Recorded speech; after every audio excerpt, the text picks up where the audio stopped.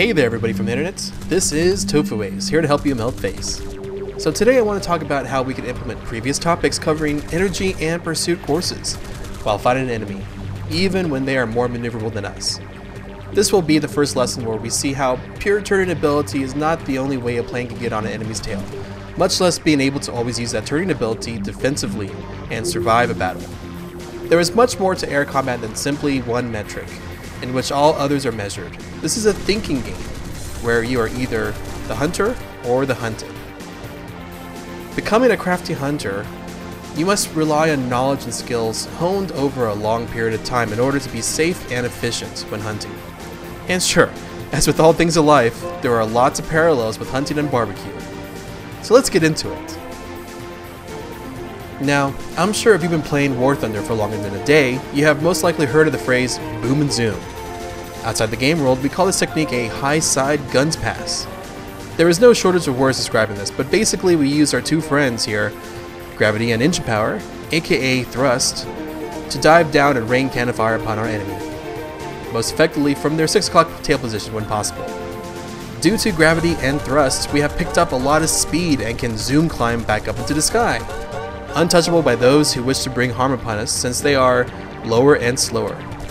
This requires altitude and speed, which the memory of potential energy should be brought to mind. We can trade altitude for speed while in a dive. In order to help us do this, we usually want to attack from behind the enemy. The most dangerous adversary is the one in which you do not see, right? Also, this will enable us more time to line up a shot. So there are a number of maneuvers that we can utilize here. The Immelman is a simple maneuver in which we change our direction and gain altitude, yet at the cost of speed. By pulling up, you complete half a loop, and while upside down at the top of your maneuver, you roll back around and continue on the course from where you came from, changing your heading by 180 degrees. You will be traveling slower, so you will need to go into a dive to regain that kinetic energy and perform the high side guns pass on your target. Remember to not pull an Immelman as a defensive maneuver, since you will present yourself as a slow moving target to your enemy that's directly on your tail chasing you down. Our next maneuver is the split S. You can think of this as like the opposite of an Immelman. You will change your direction 180 degrees but lose altitude while doing it, in turn keeping or perhaps even gaining speed. You start by rolling upside down. As you are inverted, you pull the plane down towards the ground, ending the maneuver as you are flying in the direction from where you came from, again changing your heading by 180 degrees. Unlike the Immelman, you can use the split S as a disengagement tactic, as you hope the enemy can either not turn with you or fly as fast as you can when you level out and fly back towards your base for that delicious barbecue that keeps me up at night. Our third maneuver is called the Chandelle, or the pitchback. This will also turn you 180 degrees in the opposite direction. Compared to, say, the Immelman, a Chandelle will help you retain more of your energy as you chase an enemy. You are also not as predictable to track by your enemy as with the Immelman. You are combining a 180 degree turn off to one side while in a shallow climb.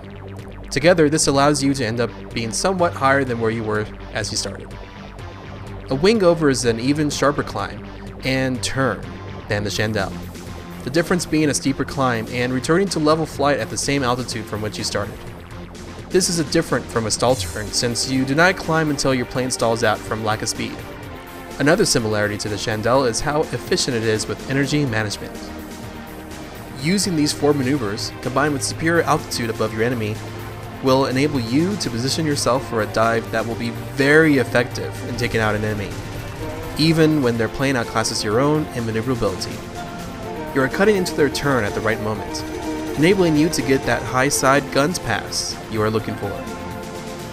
As we dive, we use a combination of lag and lead pursuit courses to position ourselves for a firing solution, and open up round after round from our guns before climbing back up into the sky. In doing so, we trade speed for altitude, again invest in our kinetic energy for potential energy, and can rinse and repeat as long as we are able to hold a height and speed advantage over our enemy. Pretty simple, right? Alright, I am TofuAce, and thank you for watching me ramble on about this topic. I look forward to more topics that cover air combat in the future. Don't forget to subscribe if you want to see more like this. Also, if you're looking for a fun online gaming community to hang out with, check out the links below in the video description and join Midnight Squadron. Alright, laters.